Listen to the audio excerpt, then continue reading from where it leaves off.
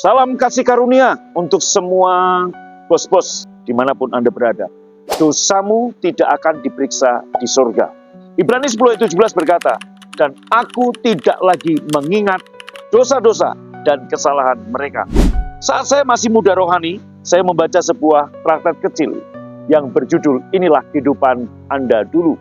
Dalam traktat itu tertulis bahwa saat Anda tiba di surga, Tuhan akan memutar kembali seluruh kehidupan Anda, termasuk dosa Anda, di sebuah video layar lebar, supaya dilihat semua malaikat dan semua orang kudus. Pemikiran bahwa Tuhan sedang membuat sebuah video tentang kehidupan saya dengan maksud memeriksa supaya setiap orang menontonnya, dulu membuat saya takut dan tertuduh di hadapan Allah. Bagaimana mungkin kita dapat berdiri dengan berani dalam hadirat-Nya? Dan bagaimana kita akan menghadapi orang-orang yang kita kasih dan teman-teman kita di surga nanti? Saya begitu panik karena berpikir tentang semua dosa yang sedang direkam Tuhan. Sampai saya membaca ini dalam Alkitab. Berbahagialah manusia yang kesalahannya tidak diperhitungkan Tuhan kepadanya. Haleluya! Saya melompat girang saat saya menemukan bahwa Tuhan tidak memperhitungkan dosa-dosa saya untuk melawan saya. Dan bahwa Ia telah memberikan saya sesuatu yang disebut tidak memperhitungkan dosa-dosa lagi. My brother, my sister, alasan Tuhan tidak memperhitungkan dosa-dosa kita terhadap kita adalah karena Ia telah memperhitungkan semuanya ke atas tubuh anaknya, Yesus, yang tergantung di kayu salib 2000 tahun lalu.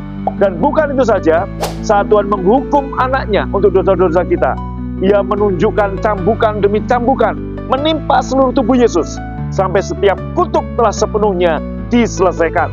Itulah sebabnya mengapa kita telah ditebus. Tuhan memperhitungkan kebenaran.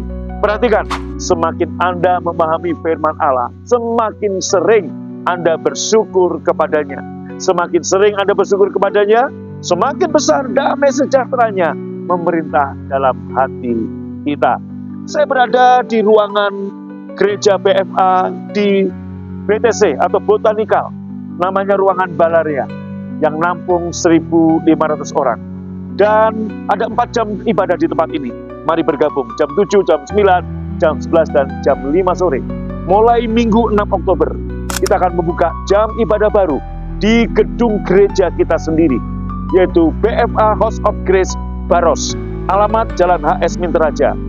Saudaraku, keluar tol Baros, belok kiri 500 meter di sebelah kiri jalan. Itulah gedung gereja dengan izin gereja. Tuhan memberkati Anda. Saya tunggu kehadiran Anda untuk bertumbuh dalam kasih karunia.